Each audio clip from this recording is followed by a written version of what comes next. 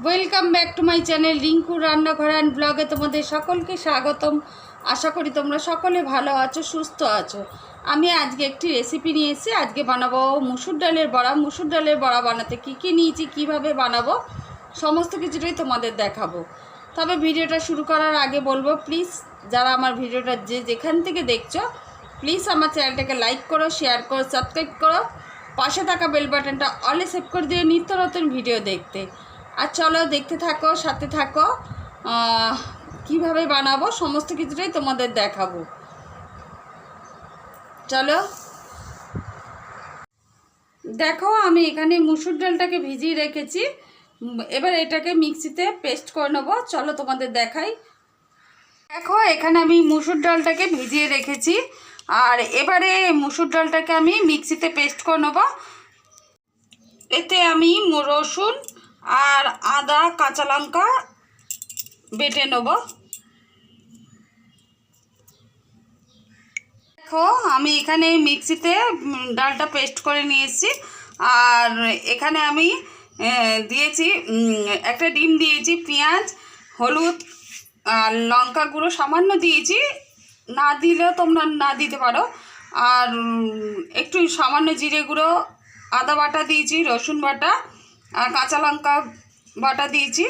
এবার আমি এটাকে ভালো করে মেখে বড়া তৈরি করব। চলো দেখতে থাকো, সাথে থাকো। দেখো আমার পাশে একটা কড়া বসিয়েছিলাম, আর এবার বড়াগুলোকে আমি ভেজে নিচ্ছি। ডালগুলো আমি এখানে সমস্ত এই এক এক করে ভেজে নেব সমস্ত বড়াগুলো। বড়াগুলো আমার ভাজা হচ্ছে। এই বড়াগুলো কিন্তু গরম ভাত ডালের সঙ্গে খেতে ভীষণ ভালো লাগে, আর মুখরোচক, মুচমুচে, আর এটা এমনিও খাওয়া যায়। এক পাশটা হলে আমি উল্টে দেবো, আবার এক এক করে সমস্ত বড়াগুলো ভেজে নেব।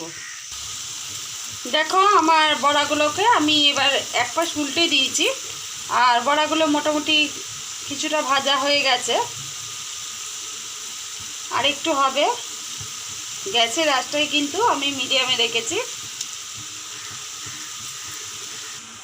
দেখো আমার কিছুটা বড়া ভাজা হয়ে গেছে, আবার এখানেও হচ্ছে, দিয়েছি।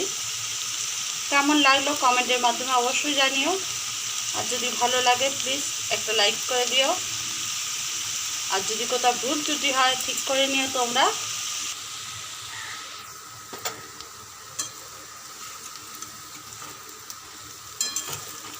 বড়াগুলোকে আমি এক পাশে উল্টে দিলাম। কেমন লাগলো কমেন্টের মাধ্যমে অবশ্যই জানাবে। আমার সমস্ত বড়াগুলো একদম রেডি। আজ আসি, আবার একদিন আসবো অন্য একটি রেসিপি নিয়ে। আজকের জন্য টাটা। সকলে ভালো থেকো, সুস্থ থেকো।